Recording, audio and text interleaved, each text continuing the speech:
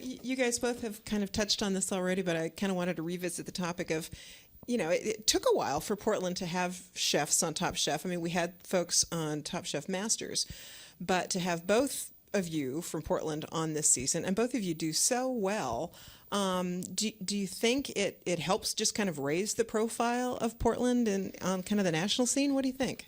I don't know. I think Portland's such a amazing. I find it hard to believe that like my performance on Top Chef like would put Portland on any map. It does, because Portland is such. I mean, I'm such a tiny little baby in this food scene full of amazing chefs. I mean, and they keep coming, and the restaurants get better and better, and we just keep pushing as a city. So, I mean, it's an amazing honor to go do it, but Portland's also just like such a cool town. When I first did Top Chef, I was like, oh, no one's going to care about Top Chef. It's Portland. Like we're cooler than that. I thought the same thing. I thought the same thing. People are going to be like, oh, look at the sellout chef on TV. I know. How often are you in your kitchen? And then it was the coolest thing. I really thought the same thing. For me, I've been in Portland. It'll be 7 years this spring, and I honestly, like, in the time I've been here, I see 3 generations of chefs. I see the Vitali Paleys. When I moved there, it was like Vitali and Kathy Lynch, Vito, and Naomi Pomeroy and Gabriel Rucker, and that's everyone. Those were the main important chefs that everyone spoke about, all amazing, talented people. I feel then came people like me, like the Greg and Gabby Denton who came around, people like Jose who moved here in Atuala, Jose Chesa, like this whole school of kind of, a little bit older chefs, not completely old school, but kind of a little bit younger, kind of doing something new and fun. And I feel like I'm like this middle generation kind of for here. And then there's like the Dougs and like you and like Nora and like Andrew Mace, kind of, like the new guard, just doing amazing things, having learned from, some amazing, kind of esteemed Portland chefs, learning from Vitali and like all that good stuff. So sweet, Gregory. No, I feel there's 3 schools, and we all just hang out, like I love Vitali Paley. He's like one of the first people I met when I moved here. I used to hang out over there. One of the funnest things to do on a day off is, you go out to eat and just try the most amazing food, and it just keeps getting better and better and better. Like every time I go out, it's just so inspiring, and it's nerve-wracking too, because it's competitive, right? You got to be on the edge. It's such an amazing, fun town. I just feel like I lucked out so much moving to Portland. I think our community strengthens as well, like in of the chefs and in terms of the diners, and we all seem to get along, and there's tons of artisans and makers, and all you clients and people who love to eat and just frequent our restaurants and support us, and we're all just in this great community together. And there was a time when you're a young chef and you're like, okay, I gotta go to Chicago or New York City, pay my dues, and it's kind of changed, and you can live in an amazing place like Portland and not take a train for 2 hours, and like not be able to afford rent, and you can go to restaurants and see the chefs, and you can work with the chefs, and it's such a cool town to cook in. I can't even stress how fun it is. What's the future bringing? I guess, I don't know, like, give us the 5-year. What's coming? Oh, my God, 5-year, one day at a time. one day at a time. I'm going to go to sleep tonight. I'm going to show up to work tomorrow.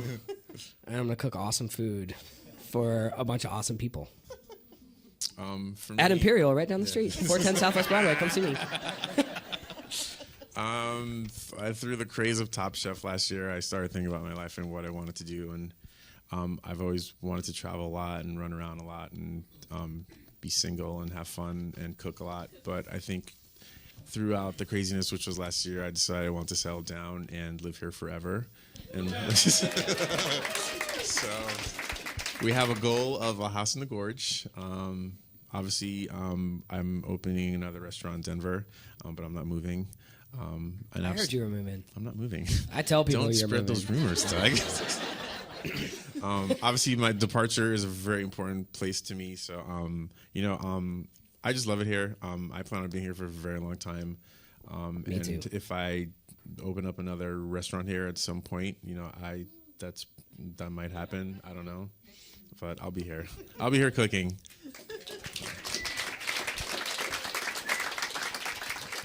Well, this seems like a good time to transition into some questions from the audience. I bet folks out there have some things they're wondering about. Who has a question? Do they pay you to be on that show? Let's repeat that question for folks who maybe couldn't hear it. Do they pay you to be on that show? Absolutely not. No. No. Some people won certain challenges with prizes. Other people did not. Surprisingly enough. But no. Absolutely not. Not that I know of. Maybe he got paid. No, I didn't get paid. He wouldn't tell me if he did. Of course I would. I tell you everything. I have two questions. One, when was it actually filmed, and how long did it actually take? And number two, what sort of, when did you actually see, like, Padma and Colicchio? Did you only see them while you were cooking, or did you ever have any other exposure to them? We filmed for 8 weeks. The bulk of it was end of May, early June. We had a 6-week break. 6-week break, and we filmed the finale at the end of September. And any camera time that you see us with the judges is real. It's very awkward. You can't look at them. You can't be in the same room as them. There were about 2 moments where we reacted like real people. It was after the fan favorite episode where we all took a big picture together, and Fan favorite episode. yeah, in the Top Chef kitchen. Remember? Oh, yeah. Yeah, Who won yeah. that one? That was you. Were we in the top 2 together that day? Yeah, we were. Oh, okay. And after the finale, we all kind of said hellos. But it's just like this weird thing where they don't want anyone to see us talking to each other and be all awkward and stuff. So And it's for the best. You know, they had a job to do, and we had a job yeah, to do. they know nothing about us. They know nothing about our personalities. They know nothing about our backstories. They know zero about us except for what they see when they're walking through, just so they can be as fair as possible and not emotionally attached to us at all. That is, it is a big, hugely produced TV show, but in actuality, at the end of the day, like all they wanted was good food, and nothing else, bothered their minds outside of that. It was just all about the food and what we put in front of them, nothing else. Let's start over here. With all the crazy challenges you guys had, like if you were the judges and you had to pick some theme to give to the contestants, like the crazy thing you would pick. I wouldn't make them cook with ant eggs, number one. God, that's a hard one. They threw some wild ones at us. I think the team challenges were the hardest. The team challenges were hard, but I think that was. God, I'm trying to think of.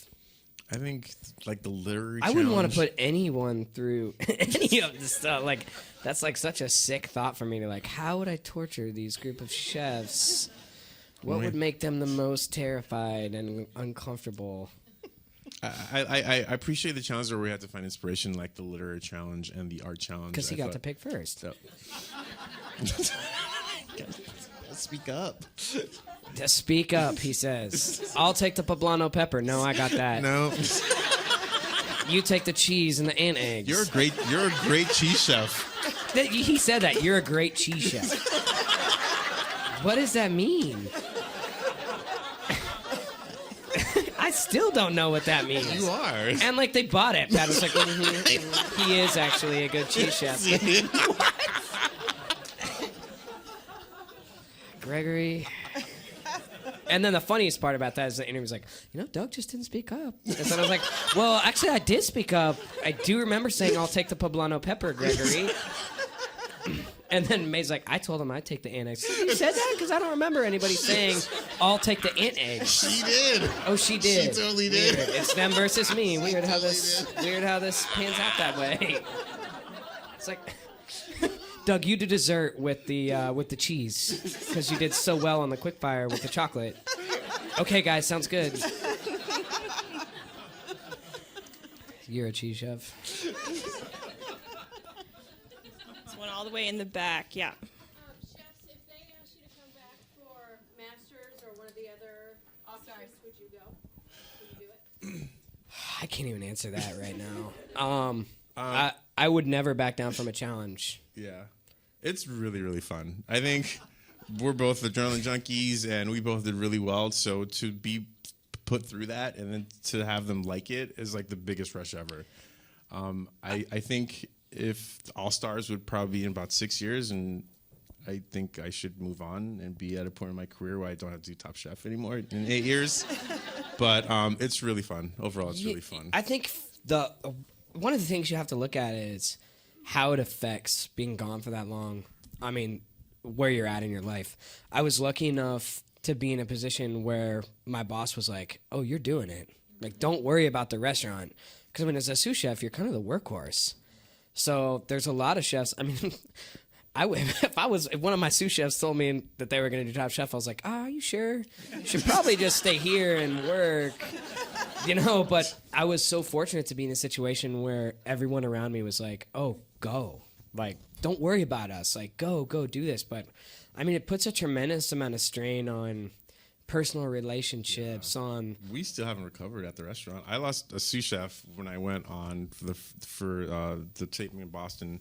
That was like 9 months ago, and we just hired someone. So it was like it's a long time to be gone. And a huge chunk of like emotional and physical stress on my cook in the kitchen. But it has been paying off, and now we're just a little bit busier, which is even harder for them. But thanks, chef. Overall, I think one of the things also is like the day that the show airs, like the first episode, I'm like waiting to get like 10,000 more Twitter followers and like all this crazy stuff to happen overnight. But it doesn't. I believe he used the term "insta famous." But is what he told me. But it's gradual, and throughout the whole thing, you don't know what you're getting into. You've been through this crazy experience. For us, we went through it, and we learned our lessons, and we shed tears, and we grew stronger, and that's what we wanted out of it. And then you wait for a few months for it to come on TV, and then you see how it affects everybody else. So it's like it's just like this two-sided story, and it takes a while, but like when I left Mexico, I knew how I felt differently about myself and how I looked at the world, but I had no idea how it would affect other people until, the past 4 months. And it's just been amazing. And, I think overall, I think I made a smart move and to go on the show because it just was so great, You can't turn that down, I mean, you got to do it. It's so fun. Let's see. Well, how about you, young lady? So, speaking of the emotional stress, I'm just completely curious, how on earth do you keep the results secret until the final finale? It was tough. Because we didn't win, so we didn't want to talk about it. I don't want to talk about it. I did good. Well, for me, it's tough. And I mean, I got really, really good at, because, every table that you go to say hi to, at least in my kitchen, like, "Did you win?" And I'm like, you gotta wait and find out. But, and it was tough for me because I went out and then we did Last Chance Kitchen. So like all of a sudden I had the roller coaster. I mean, I did interviews after that initial time knowing that I got back. And I'm like, yeah, that foie gras, I'm done. No more Top Chef for me. In the back of my mind, I'm like, ooh, just wait. I do come back. But it's wild. You just get really used to just kind of turning it off and being like, yeah, just watch. And then I would text him and be like, oh, I can't wait for Last Chance Kitchen, I win. But part of it is going through this whole crazy, super produced experience, and you don't want to spoil it for everybody, like it took forever. It takes like 40 people on set, so like we went through this whole crazy hard thing, and I want you to appreciate what we went through. I don't want to ruin it for you. I want you to see my suffering, like. And they are extremely good at scaring you from talking about the show. Yeah. What do they do? They just tell you not to, and it's a bunch of people that are scary, and you're like, contract this thick. Maybe $1 million involved. Well, it's with social media, one little slip up can travel so quickly, and chefs are all over social media. You know, it's a powerful tool in the industry right now, and they know that. So they're all over you, you know, and I think it's mostly with people. I could see how someone could get disgruntled by going home early or something and wanting to, you know, but Spoil it. we had a pretty good crew. I don't think anybody was too mad, No. except for me.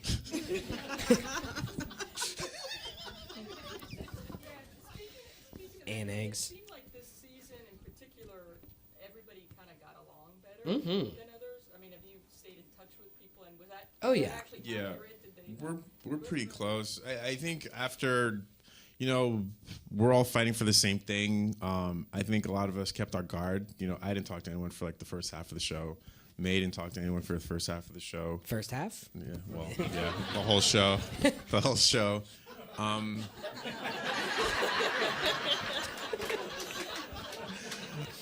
then you know, people get eliminated, and you know, obviously we're a lot better now. But you know, part of it is you can't really help or hinder anyone else. You know, it's like you're really just cooking against yourself. You know, because nothing anyone else does can affect how you're cooking.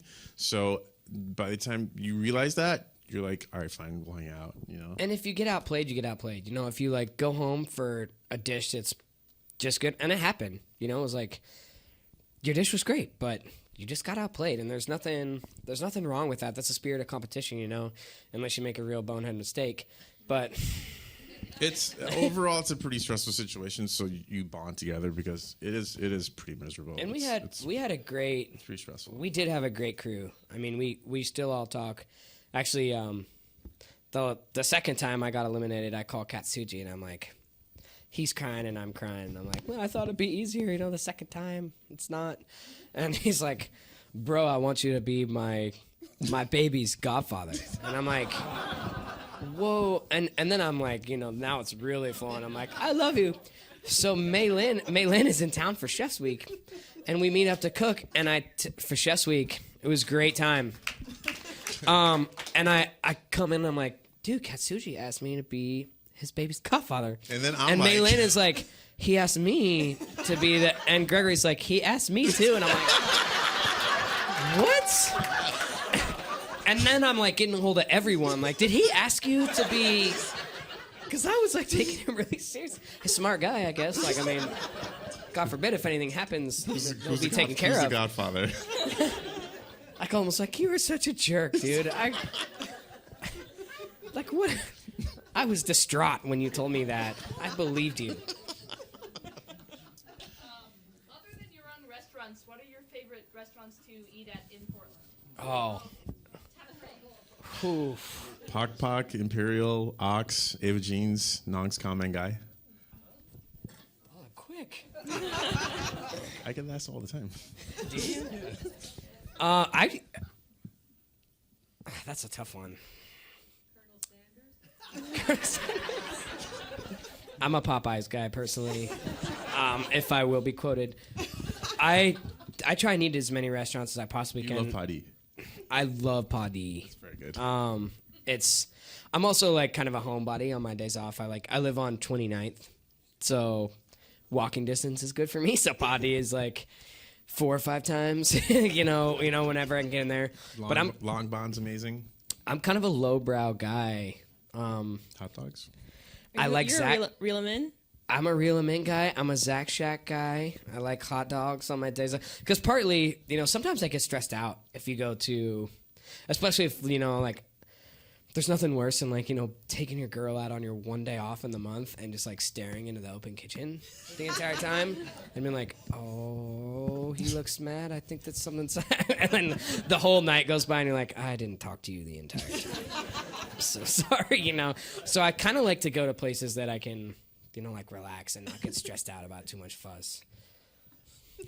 I love hot dogs and fried chicken. I really do. It's pretty embarrassing, actually. That's how I stay in such good shape. I'm trying to get him on the level. Almost there, dude. It's in there. He's like, what'd you do on your day off? I ran a marathon. I'm like, yeah. Feeding like 6 hot dogs. I think I'm on about 3 PBRs. Yeah, I'm exercising too. There's a ping pong table out back. the arm in the back. Yeah, have any of the judges visited your guys' restaurants, and how did it go? No. No. We've seen them. I A missed. few of them were in town for Feast. I don't think. I missed him. Yeah. I know. Yeah. Hugh. I heard that Hugh Atchison was, and I was so glad I didn't see him because I was still fresh, that wound. I'm okay with not seeing them for a little while. I mean, obviously it would be an honor, and it would really stress me out.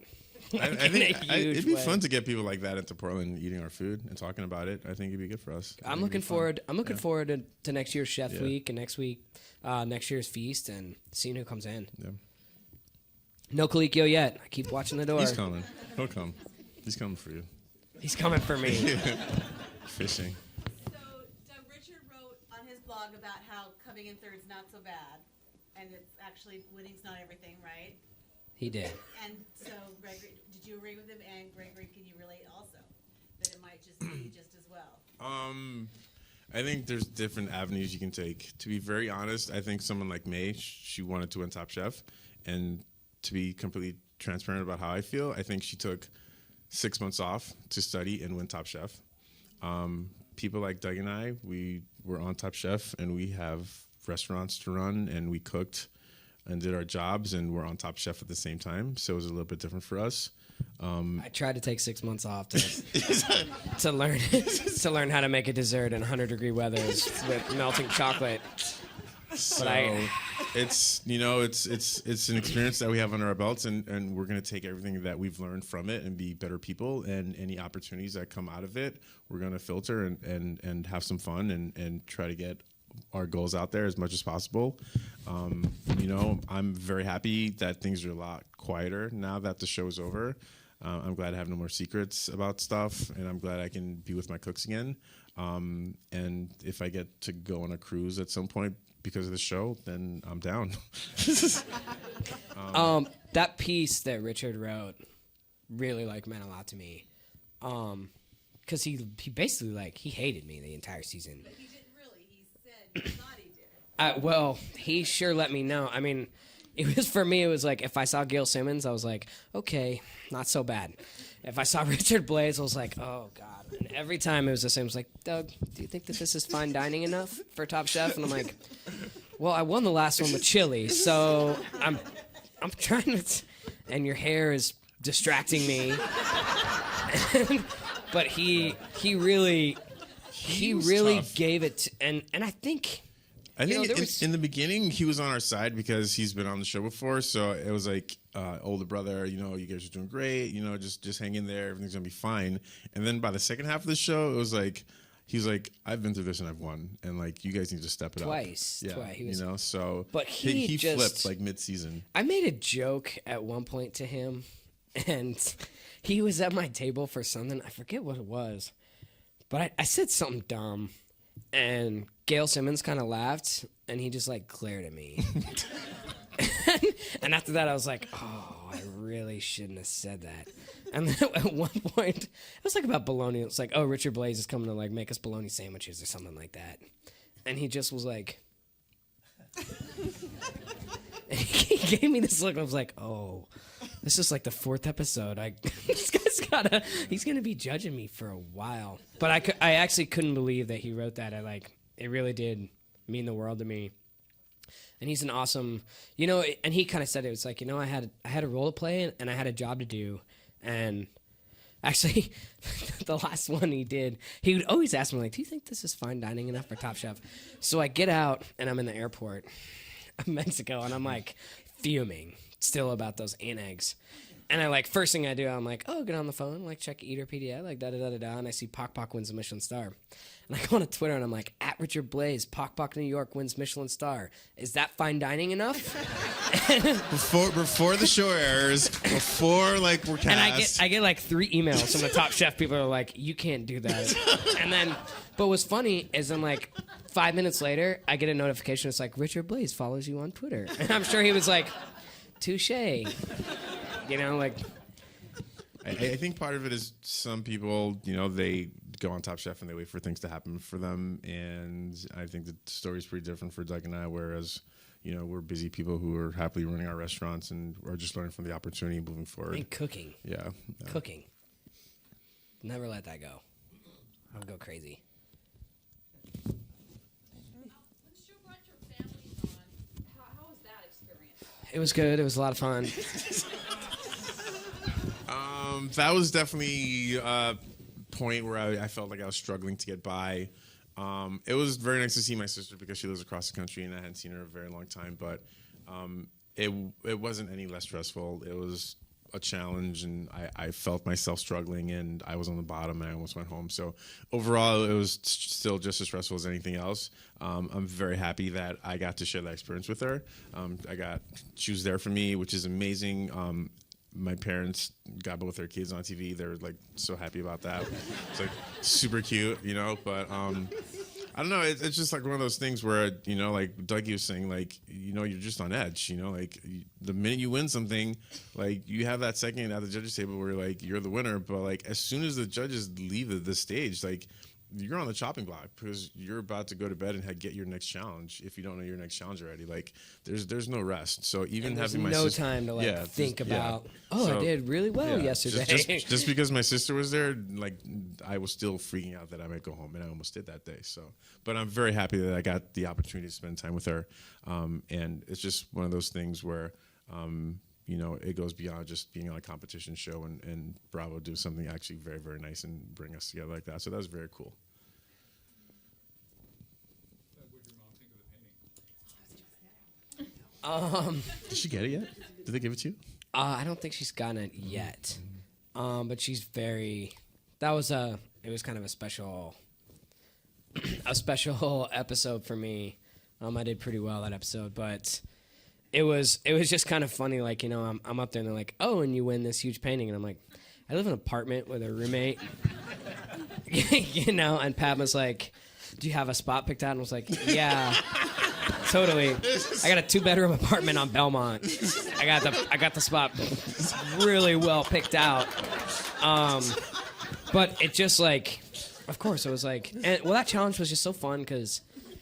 And it was almost. We drew those names, and I just lucked out. Poor Melissa's artist. I saw that art and I was like, oh my god, I don't know what I would do. And I met her, and she just struck me like my mom. And as soon as I came in, she's wearing cowboy boots, and she's like, oh, shut up, let me talk. I'm like, oh, okay. And then, and when I saw that painting, I just knew like exactly what I wanted to do, and. Exactly how I wanted to represent.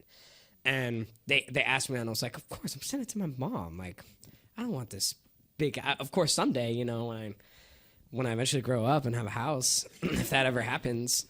But yeah, she's extremely stoked. She's an art teacher in Texas, so it was a very cool challenge. The entire time I was on Top Chef, I was like, my mom told me when I told her, she was like, just don't say anything stupid. And I'm like, okay, Mom. Got it. Front row. So I love that all my questions are getting asked. And I want to ask you the way I really want to ask you, and then I'll ask you the way, because you're going to say no. But of everything that you lost on or you got negative reviews on, are there any of those that you would refine and do at your would you refine them and do them at my house?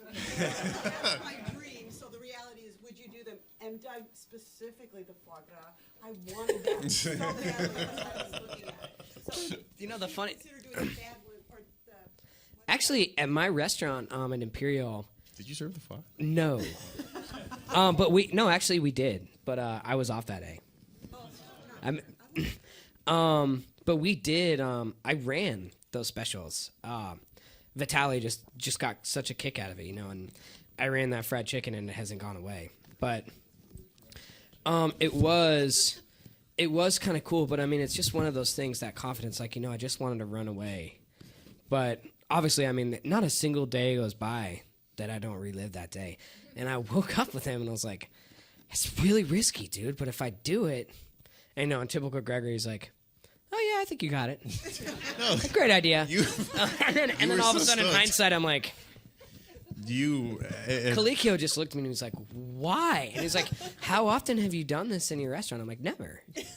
you never get the opportunity. I mean, when do you risk. ever get like to cook whole loaves of? And it also upset me. They kept on saying loaves with the V, and it just like I don't know why that like it just like killed me. I was like, but you never get that. I mean, unless you're like working up in Montreal. I mean, there are restaurants, but I've never done it.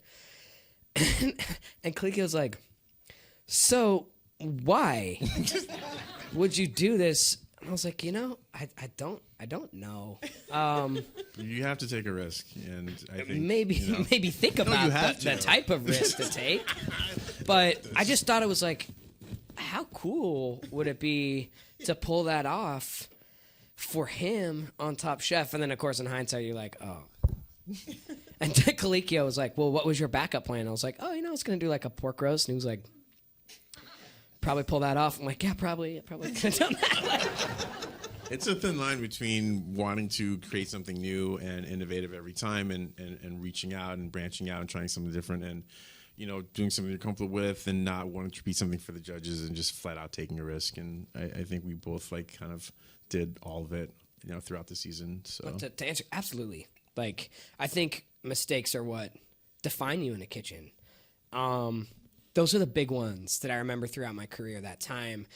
And it's a great learning tool in the kitchen. It's only a mistake if you don't learn from it and you don't understand why that happened. That's what I tell my cooks all the time. It's like, it's okay. Like, we're human beings. You make mistakes, but you look at that and you move forward. Like, mistakes are great. You have all these little victories, but I'm never going to forget that. And I dropped it and I just got tore apart. I mean, it's like Dana. the thing is, that table was the table not to drop the ball on. And Barbara Lynch was Dana Cohen, Prudhomme relatives. Dana Cohen, and then Hugh Atchison was like, he's so dry and he's mean, and he's mean. He's mean. He's pretty funny. And pretty funny, though. And then he kind of slapped me, and at that point, my legs were just rubber. I mean, standing at it's like 3 seconds on TV, but I mean, you watch them eat that entire plate of food, and you're just like, do I throw up? And you're just standing there like, what do you say to those other than, I'm sorry? Because they've heard it all before, like, and Hugh Atchison's kind of like, well, you got a pretty good story to tell, but mistakes are great. They would define you. Victories are victories. Hopefully they just keep coming, but those are, mistakes are what. Honestly, they're only mistakes because there was a time limit. In the real world, like, I would have that goose would have been tender. I've been like, you got to wait for this goose. I need 1 hour, and then we're gonna have some goose.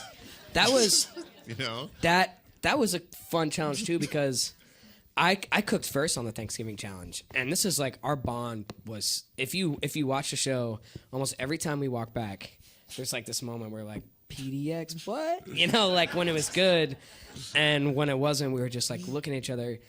But I had already cooked. I served first at Thanksgiving. And the producers are kind of funny. They're like, stand over there.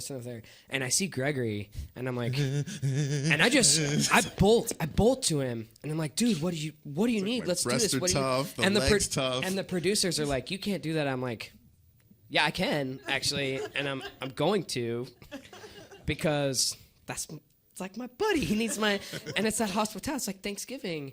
And then the producers are like, no, you can't. And then they're like, okay, yeah, you can. I'm like, I was going to no matter what. And I'm like, dude, what do you need? What do you need? It wasn't that tough, by the way. It was delicious. It was. Well, we only have time for one more question, unfortunately. Just one more question. Who's going to ask it? Who do we have here? When they have more in-depth discussion that we see on camera when the cast isn't there, are you privy to any of that before you watch the show? And when you did just learn on the show watching, did you gain any interesting insight or anything about the full comments about your food? Oh, if you're in trouble or not. Yeah. But at the end, it got really hard because They just say nice things. And at the beginning, you'd be like, oh, he's in trouble, or I'm in trouble, or ooh, I did good. And at the end, everyone's kind of Like in the beginning, cooking strong. They want to filter everybody out, so they want to like just get people. I mean, not like get people out of there, but they're just more honest about stuff. I think at the end, like everyone's cooking better, so it gets a little bit harder. And there's also this element of keeping you guessing about like what really went down. In the past seasons, they've like had a screen in the stew room where you like hear them talk. And they didn't for this one. So for this one, it used to be like they would do that and you'd hear, and then Padma would come in and say, "Chefs, I would like to see." For us, every time, like, we'd like to see all of you. And then you had to stand there and like watch your buddies get. But yeah, it was, and they always want to keep you on your toes, But you could always tell Tom has this kind of look where like the glasses come off, and he's kind of like. He does that, He's and then he waking up kind of from like his nap. drops his fork. Yeah. Season 12. And then he kind of gives you this look like, why? He's such an old school awesome. No, but I mean, like they tell you lots of positives and they tell you lots of negatives, and there's something that's said at the dinner table, there's something that's said at the judges table, but when you finally watch it on TV, you get like the final scoop, and it's nice to hear. I knew I was in trouble. Towards the end, at least, they do this kind of like mom and dad thing between Tom and Padma. So like I dropped this, my Aunt Egg said I got to cook, and Kalikio's like, the first thing he says like, the problem with this dish, and that's like the first thing I hear, and I'm like, oh. And then it gets to Padma, and she's like, Doug, I thought it was really good, and I'm like, oh. It's like mom and dad, and it's like, I think that, Kaliki was like, just the texture, and he was totally, I mean, I'm the type of guy that I always, and it's kind of funny, there's contestants on Top Chef, they're like, stand by it. Whatever you do, be like, that's exactly how I serve my foie gras at my restaurant. I was like, no. I screwed it up. I didn't have enough time to rest. But I'm saying it's what an amazing experience to get that much feedback from those people. But you get an inkling. I mean, if they eat it, like you see them like take one bite and they're like, okay, I'm ready to tell you what I think about this. You're in big trouble. When he served his curry at the thing, Kalikio was like drinking, and I was watching him because I was like, oh, Gregory's got this. He's like drinking it. He ate two of your dish at the Dar challenge. He asked for seconds on my chili. Which I was like, yeah, done deal. I was like, all right. But you do get those hints, but they like to keep you guessing for sure, because they want you to go into that stew room being like, what bad TV it would have been like, a bunch of chefs like trembling, and one guy walks in, he's like, how'd you guys do? I'm about to win this. They tell like. It'd be so boring. You walked to in watch. like that a few times. What's that? You walked in like that a few times. No, yeah, you did. No, I didn't. You did. No, I didn't. Restaurant Wars. Yeah, I knew I was not good at Restaurant Wars, but I didn't know if I was going to win. I thought it was going to be Adam. I almost, yeah. Well, we think you guys are both winners. Total Thank winners. you, guys.